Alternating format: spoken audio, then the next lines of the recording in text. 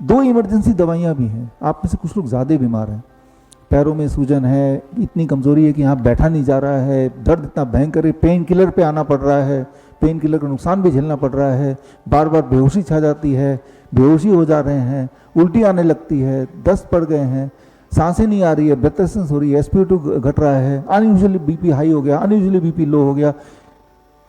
Emergency medicine भी है यहाँ पे, इमरजेंसी डिपार्टमेंट भी है। अगर ऐसा कुछ हो गया तो हम 2 इमरजेंसी दवाइयाँ भी देंगे आपको। तो वो 2 दवाइयाँ आपको बता देता हूँ, कुछ लोगों को देना भी पड़ा, कुछ लोगों को देंगे भी, राइट। तो 2 दवाइयाँ इमरजेंसी में पेन मैनेजमेंट के लिए, उस वक्त इमरजेंसी मैनेजमेंट के लिए हम देते हैं। तो उनमें से पहली दवाई gravity as medicine, gravity as medicine ये पहली दवाई है। ये जो भी कुछ बता रहे हैं ना, जैसे ये इसके लिए ये बुक है, और ये बुक डाउनलोड करना तो विश्वरूप.com/ebook फ्री डाउनलोड है, हिंदी में इंग्लिश में। तो ये लिटरेचर आपको मिल जाएगा, कुछ किताबें यहाँ मिल जाएंगी, ये वीडियो भी लाइव है, इसका भी लिंक मिल जाएगा। यानी कि जो नॉलेज है वो कहीं जाने नहीं वाली, वो आपके पास ही आ जाएगी, है ना। लेकिन उसे समझा रहा हूँ मैं, ये इमरजेंसी में ये दवाई हम देते हैं। जैसे किसी को सांसें नहीं आ रही तो इमरजेंसी में, किसी की सूजन बड़ी बढ़ गई, स्वेलिंग हो गई तो इमरजेंसी में देना है, कोई बेहोश हो गया तो इमरजेंसी में देना है, gravity as medicine, right. Gravity एक ऐसी दवा है जो हमेशा आपके साथ है, दुनिया में कहीं भी जाएंगे ग्रेविटी तो है, उसी को यूज़ करके आप किसी की जान बचा सकते हैं। क्या करना है मैं एक आध उदाहरण दे रहा हूँ, जो हमने किया भी आप में से कुछ लोगों में पिछले 24 घंटे में, और आगे भी करेंगे ज़रूरत पड़ने पे। अभी मैं जैसे खड़ा हूँ और आप बैठे हैं, मेरा जो हार्ट है वो धरती से करीब काफ़ी दूर है in comparison to your heart, right. अगर आप बैठूंगा तो ये हार्ट धरती के करीब आता जाएगा, है ना। जितना हार्ट धरती से दूर होगा उतना हार्ट को मेहनत करनी पड़ेगी ब्लड को यहाँ तक पहुँचाने में, ये तो समझ रहे हैं आप, राइट। हार्ट ब्लड को यहाँ तक पहुँचाने में मेहनत कर रहा है, और धरती ब्लड को नीचे खींच रही है, ग्रेविटी नीचे ही खींचती ना। दोनों के बीच में बैलेंस बना हुआ है, जिस बैलेंस की वजह से हम जिंदा हैं, हम अपना काम कर रहे हैं।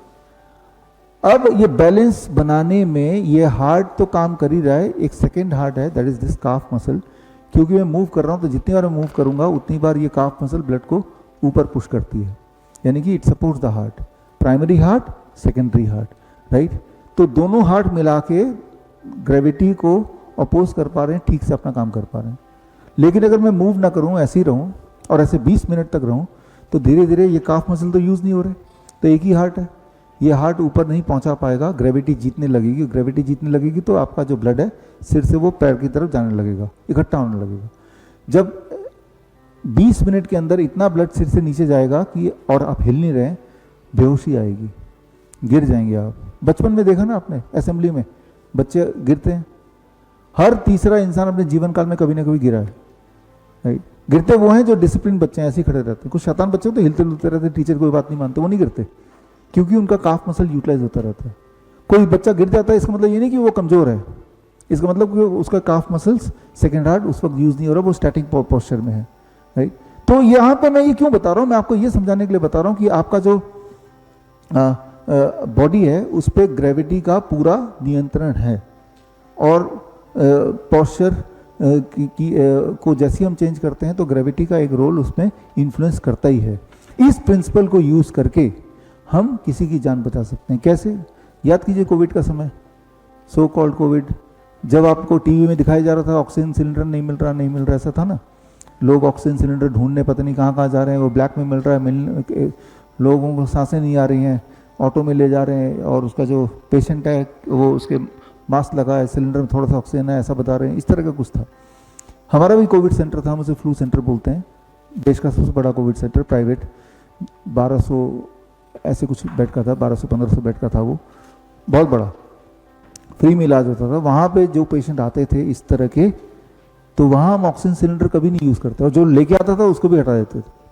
अब भी ये करते हैं हमारे सारे हॉस्पिटल में, वैसे भी करते हैं हम, लेकिन क्योंकि ऑक्सीजन तो यहाँ पे है ना, सिर्फ उसके बॉडी के अंदर पहुँचाना है, जो कि नहीं पहुँचा पा रहे हैं, फोर्सफुली पहुँचाना है। तो फोर्सफुली कैसे पहुँचाना है इसको समझना पड़ेगा आपको। देखिए, ग्रेविटी एज मेडिसिन यहाँ यूज़ करना है। आप जब ऐसे बैठे हैं तो ये एक नॉर्मल पोस्चर हो गया। अगर आप ऐसे बैठेंगे तो जब ये पीछे की तरह करेंगे तो हार्ट ग्रेविटी से लंग को नीचे पुश करेगा, heart is at the top, और लंग की कैपेसिटी छोटी होती जाएगी, अबाउट 20% रिडक्शन, जिससे आपके लिए सांस लेना और मुश्किल होता जाएगा। अभी भी इवन इफ आप पूरी तरह से हेल्दी हैं, अगर आप अपने पोस्चर को ऐसे करेंगे आप पाएंगे कि it is making difficult for you to breathe, है ना। अब इसका आप देखेंगे कभी भी कोई पेशेंट होता है तो वो ऐसे ही लीन करता है पीछे की तरफ, और उसके लिए सांस लेना और मुश्किल हो जाता है।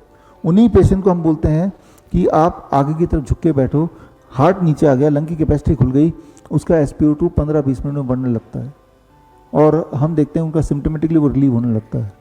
यानी कि ऑक्सीजन सिलेंडर की जगह हमने ग्रेविटी एज मेडिसिन यूज़ किया, सिर्फ उसके पोस्चर को चेंज कर दिया, लाइक दैट।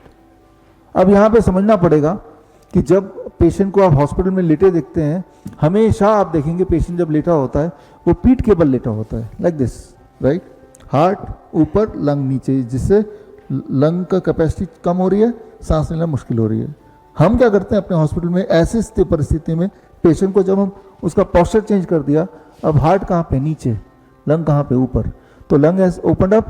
अब ऐसे पोस्चर में जब कुछ घंटे वो लेटता है, उसका SpO2 बढ़ने लगता है, बढ़ जाता है, वो फिर किसी भी पोस्चर में लेट सकता है। This posture is called prone ventilation. Prone ventilation, ventilator का तो सुना है आपने नाम, तो ये नेचुरल वेंटिलेशन है।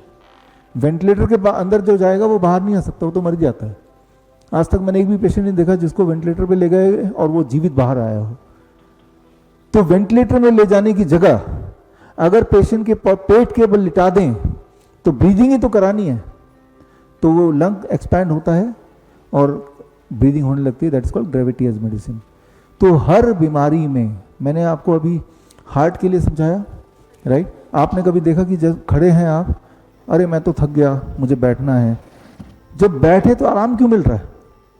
क्योंकि आपका हार्ट नज़दीक आ गया धरती से, राइट। बैठे बैठे थक गए तो क्या करेंगे, लेट जाएंगे, तो तब और आराम क्यों मिल रहा है?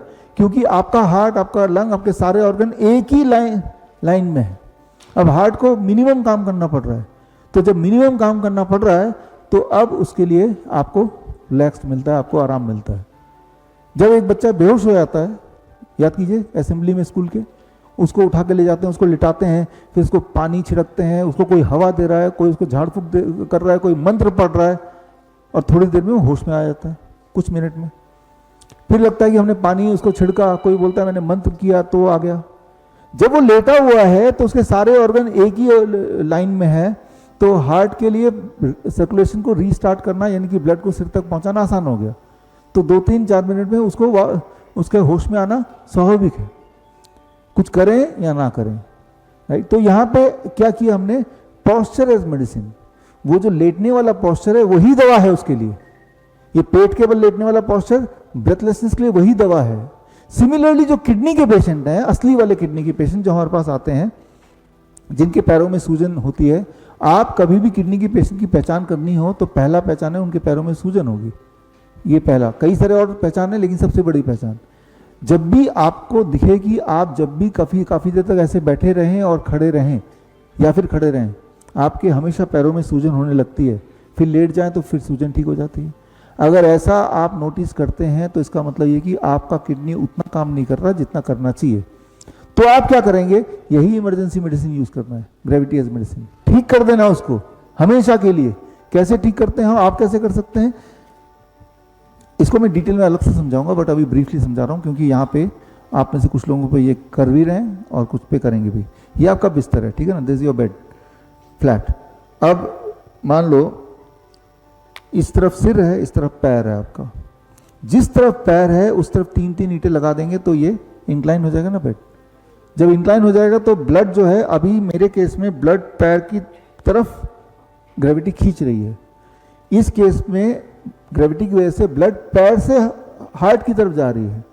जब ग्रेविटी को यूज करके मैंने ब्लड के डायरेक्शन को, फोर्स के डायरेक्शन को चेंज कर दिया, हार्ट की तरफ मोड़ दिया, किडनी की तरफ मोड़ दिया, और ऐसा मैंने 2 घंटे किया अपने पेशेंट के साथ, पेशेंट खुद ही करेगा, तो ऐसा 15 दिन तक करने से हमने देखा कि हमारे पेशेंट का जो स्वेलिंग वाली प्रॉब्लम गायब हो गई, यानी कि किडनी दोबारा काम करने लगी। तो this is called gravity as medicine. इसे कहते हैं हम head down tilt. Head down tilt खाली पेट करना होता है, पेट भर के खाना होगा तो खाना भी मुंह से बाहर आने लगेगा, डकार आने लगेंगी, गैस्ट्रिक प्रॉब्लम हो जाएगी। तो यहाँ मैं आपको ब्रीफली समझा रहा हूँ, ये सारा कुछ उन्हीं को करना है जिनको जहाँ ज़रूरत है वो हम बताएंगे तब करना, लेकिन यहाँ मैं ये बताना चाह रहा हूँ कि आपका जो ग्रेविटी है, ये ग्रेविटी आपके ऊपर काम कर रही है और इसी को मैनिपुलेट करके आपका किडनी, आपका लंग, आपका हार्ट, आपका ब्रेन, हर चीज़ में हम कुछ मिनट में फ़र्क ला सकते हैं। जब हम अपने पेशेंट को हेड डाउन टिल्ट कराते हैं तो उसका यूरिन आउटपुट बढ़ने लगता है, उसकी स्वेलिंग घटने लगती है। जब स्वेलिंग घट जाती है, यूरिन आउटपुट बढ़ गया, यानी कि वो किडनी पेशेंट रहा ही नहीं। As simple as that. Initial stage of the kidney patient, जब किडनी पेशेंट नया नया बना है तभी कर लेना है। लेकिन कुछ लोग, अधिकतर लोग हमारे हॉस्पिटल में या हमारे पास आते ही तब हैं जब वो डायलिसिस पे हैं। ऐसे पेशेंट से मिलवाऊंगा। बड़ी से बड़ी बीमारी का आसान से आसान इलाज घर बैठे ही हो सकता है। अधिक जानकारी के लिए कांटेक्ट करें नियरेस्ट डॉक्टर BRC clinic@home।